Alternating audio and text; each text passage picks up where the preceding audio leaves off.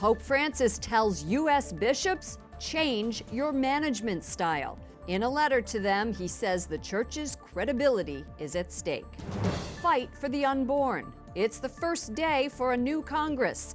Democrats have targeted striking down a pro-life measure. Budget battle. A plan to end the government shutdown is in the works on Capitol Hill, but it contains bad news for the faithful. And the dark side of the moon. Beijing opens a new chapter in space exploration. On EWTN News Nightly for Thursday, January 3rd, 2019.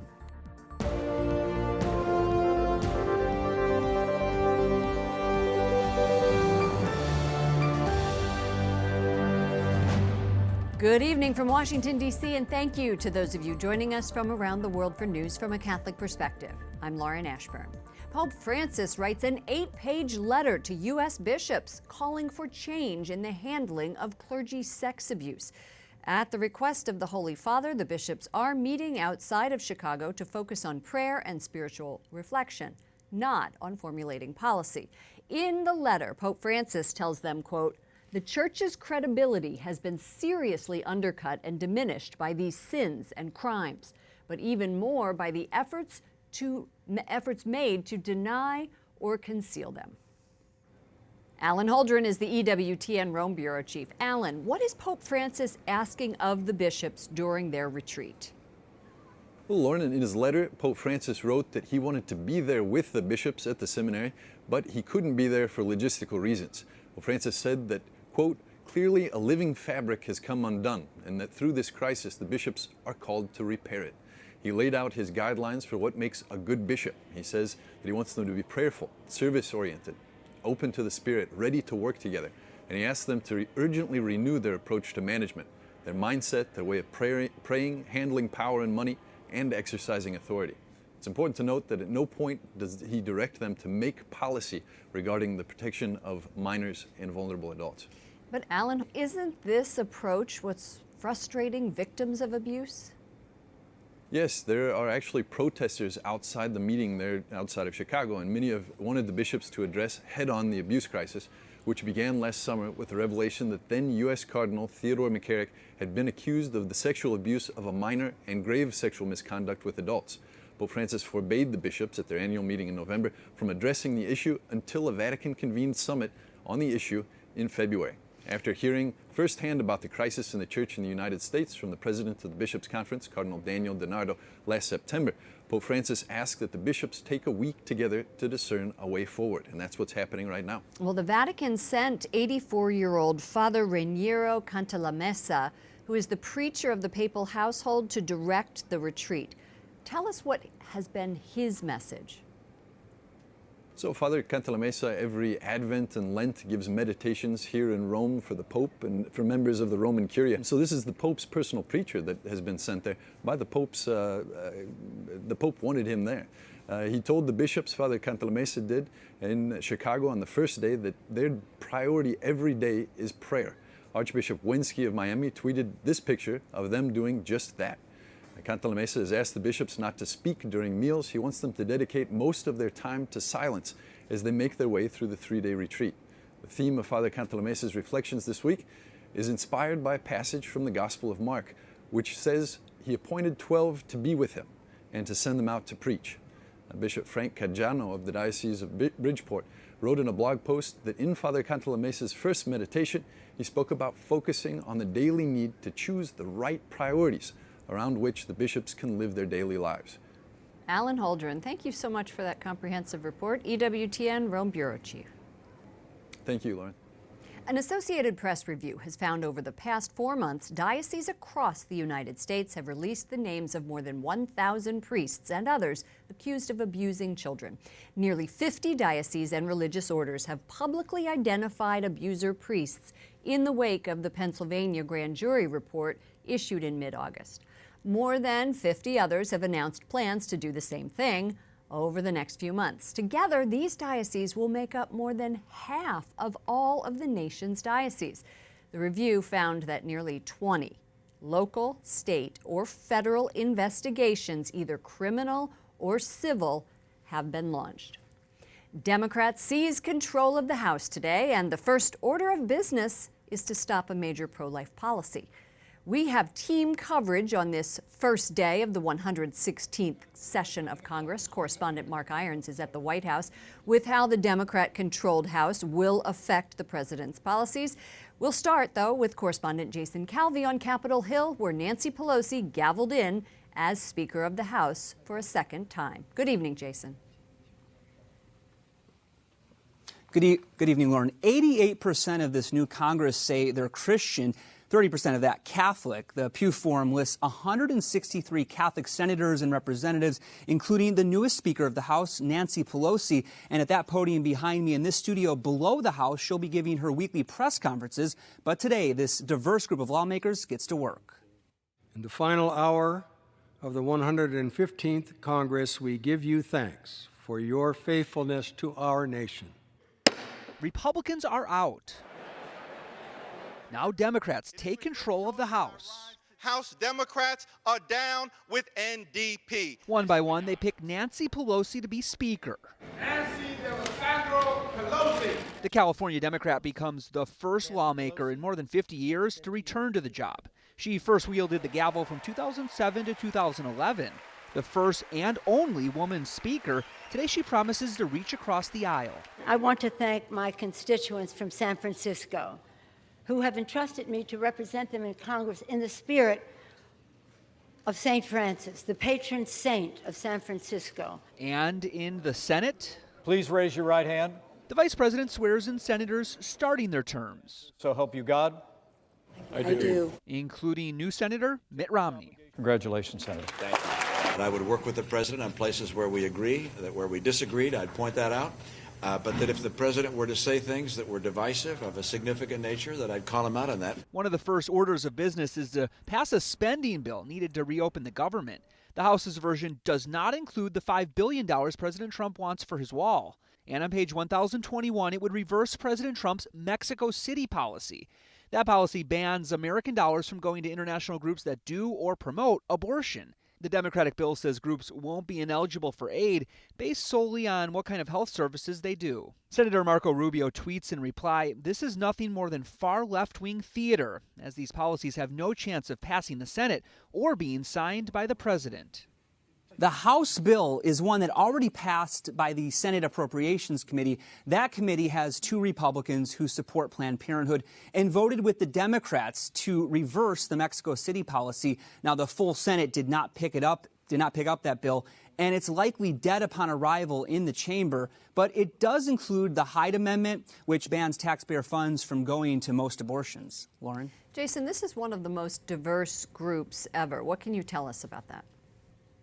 Well, today the House is actually changing some of its rules because of that diversity. It will allow members to wear the religious head coverings like the Muslim hijab. The new class includes the first two Muslim women ever to serve in the House. And there's also 10 people who openly classify themselves as LGBT. Capitol Hill correspondent Jason Calvi, thank you, Jason. We are going to move on to the White House as Democrats are taking power. Pro-lifers are calling on lawmakers to fight pro-abortion policies and are demanding that President Trump veto any bill failing to defend life. White House correspondent Mark Irons continues our coverage. Good evening, Mark. Good evening, Lauren. Planned Parenthood, the nation's largest abortion provider, is urging Democratic lawmakers to expand access to abortion. But a senior official here tells me the White House opposes Speaker Nancy Pelosi's attempt to roll back the president's pro-life actions. And they tell me taxpayer funds should not be used to subsidize the global abortion industry. Pro-life leaders agree. And they're seeking to overturn the president's foreign policy. With the House of Representatives now in Democrats' control, Tom McCluskey with the March for Life tells me President Trump can expect 2 years of pushback against his pro-life position. This is a different Democratic caucus than we've ever seen before. The last time they had power, there were about 40 self-described pro-life Democrats. Now there's only 2. Today, President Trump is also sounding off at Democrats over the ongoing government shutdown, tweeting, "The shutdown is only because of the 2020 presidential election. The Democrats know they can't win based on all the achievements of Trump." Tom McCluskey hopes President Trump's pro-life achievements aren't at risk. The Democrats' House spending bill to reopen the government also repeals pro-life efforts like the Mexico City policy. McCluskey says it won't pass the Senate or reach the president's desk, but now is not the time to be silent. We have a president who has acted very pro-life since he's gotten into office. We have a pro-life Senate, but we need to make sure that they know this is a line that should not be crossed. In 2007, President George W. Bush sent Speaker of the House Nancy Pelosi a letter stating, "I will veto any legislation that weakens current federal policies and laws on abortion or that encourages the destruction of human life at any stage." McCluskey now wants to see President Trump write a similar letter. I'm very hopeful that he would veto any bill that would overturn pro-life policy, but we would really like to see that letter from him. Despite pro-lifers' concern, Democrats say their bill to continue funding the government is a responsible effort to quickly end what they call the Trump shutdown. It was President Trump who said he would gladly shut down the government over border security. Lauren? Mark, Democrats are also going to be leading the investigations into President Trump. There are job opportunities for lawyers who are looking to help them. What can we expect? Well, the Democratic House may renew its push now to make the president's tax returns public and conduct investigations into possible conflicts of interest in the president's business dealings. Of course, those were things that made no progress in the Republican House majority. Lauren?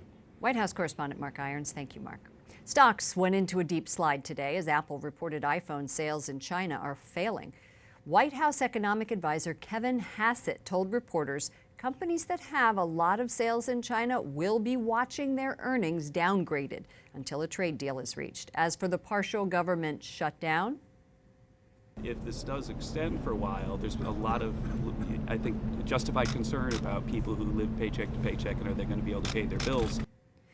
he also says that the shutdown could hurt the unemployment rate. Furloughed federal workers may file for unemployment, but they will have to return money after the government reopens and they receive back pay. The president of the Chilean Bishops' Conference will not participate in the Vatican Summit on clergy abuse next month. Bishop Santiago Silva has been subpoenaed on charges of covering up sexual misconduct. He will be replaced by Bishop Fernando Ramos. A report says North Korea's top diplomat in Italy may have defected. Jo Song-gil and his wife have been missing since November. He was scheduled to leave his post at the end of the month. It would be very rare for a senior official from that socialist country to defect. The Bishop of Hong Kong has died. Bishop Michael Young Min Chung had led the diocese for only 17 months. He died of liver failure and was 73 years old. He had degrees from Syracuse and Harvard universities. China's space program lands the first spacecraft on the so-called dark side of the moon. This photo shows a small crater and a barren surface that appears to be illuminated by light from the Lunar Explorer. The United States is one of 3 other countries to reach the near side of the moon, and that's the side facing Earth. Russia and China are the others. Coming up, are Democrat lawmakers targeting Catholic judicial nominees? We'll have a discussion.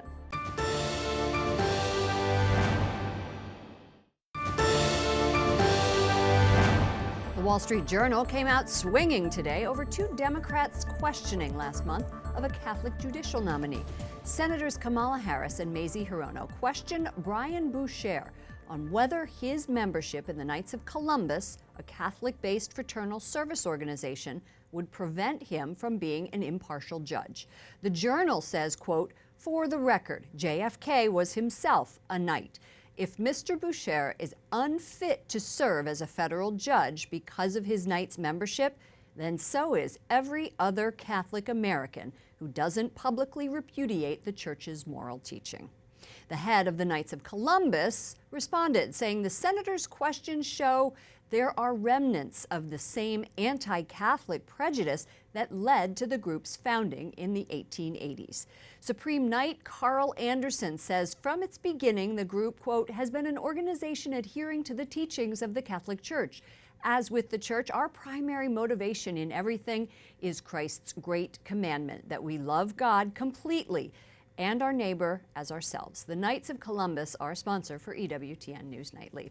Joining me now is Genevieve Wood, Senior Advisor and spokesperson for the Heritage Foundation. Genevieve, welcome back to the program. Good to be with you. We have seen this line of questioning with others before.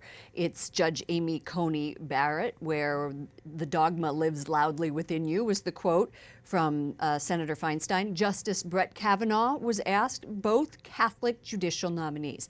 Was this an attempt to discourage Catholics from public service? I think it's an attempt to discourage anyone of faith, whether you're Catholic, anyone who seriously holds their beliefs true, and those beliefs are against abortion, or maybe believe that marriage, for example, is between a man and a woman. Anyone who is of a faith who believes those things, you have liberals in Congress who want to go after them. Article 6 of the Constitution forbids a religious test as a requirement for holding a government office. Is there any way that the senators didn't see this as a religious test? No, I think well, look, this is a test on abortion. This is a test on the definition of marriage. This is a test on moral beliefs. You saw the same thing happening when a former colleague of mine, Russ Vought, was before the Congress. He's an evangelical.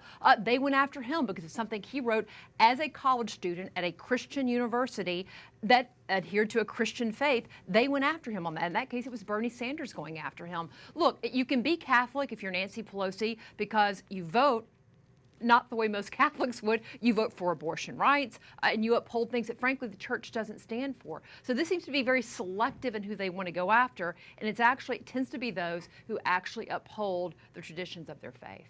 Let's move on. It's been a really big day on Capitol Hill. Yeah. Democrats are now officially in control of the House, and we are entering, let's say, a new era of more divided government than we had before. How can the president fulfill his campaign promise to build a wall and not seeming tone deaf to the hundreds of thousands of people who are not working right now? Both sides, I think, face political backlash. Yeah, well, I mean, I think it's going to be who makes their case strongest to the American public. You're right. There are about 800,000 people in government primarily that are affected by this partial shutdown. I'm going to bet that most of those government workers probably didn't vote for Donald Trump, so that's not his base. Having said that, he's got to make the case for why he believes he's got to stand firm on his campaign promise, and that it's not just a campaign promise. It truly is about border security. Right now, he's standing firm. And I think we're going to see what Nancy Pelosi and company do. They control the House, but they don't control the Senate. When he didn't stand firm and was sort of, as some conservatives were saying, wobbling on the issue, he was pilloried. He was, because look, there are a number of promises that the politicians make, but this was one that was very, I think, central to his election back in 2016. And many people, it's not just a campaign promise, as he said, they believe our border is not secure, and they're right. I mean, the reality is when you look at the numbers on the ground, when you look at who's trying to get in, not everybody is a Sunday school teacher, and we have a right to know who is coming and going from our country. The wall is not the only way to go about doing it, but it is one piece of border security. And I don't think $5 billion, if you look at the numbers of what we spend on security and other parts of the government, $5 billion is a very small fraction to be asking. Genevieve Wood, Senior Advisor and Spokesperson at the Heritage Foundation. Thank you so much for joining us. Up next on the broadcast, a pro-abortion video is directing its message at children. We'll talk about it coming up after the break.